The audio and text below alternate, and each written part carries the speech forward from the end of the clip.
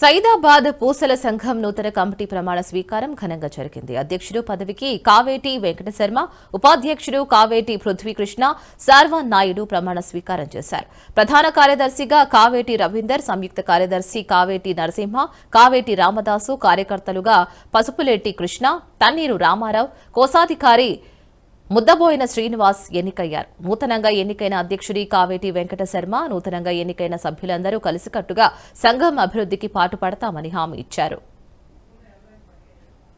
మమ్మల్ని ఈ నెల 20వ తేదీన జరిగిన ఎలక్షన్స్ లో హోరాహోరీ జరిగిన ఎలక్షన్ మా 9 మందిని కులస్తులు ఈ సంఘానికి ఎన్నుకున్నారు. ఈ సంఘం అభివృద్ధి చెందాలని వాళ్ళు మాకు అవకాశం ఇచ్చారు.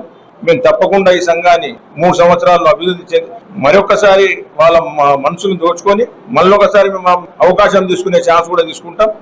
ఈ సంఘం అభివృద్ధి కోసం మేము అహర్నిశలు కష్టపడతాం. మేము 9 మంది ఐక్యతతో పోరాడతాం, ఐక్యతతో ఉంటాం, ఐకమత్యంతో సంఘాన్ని ముందుకు తీసుకెళ్తాం.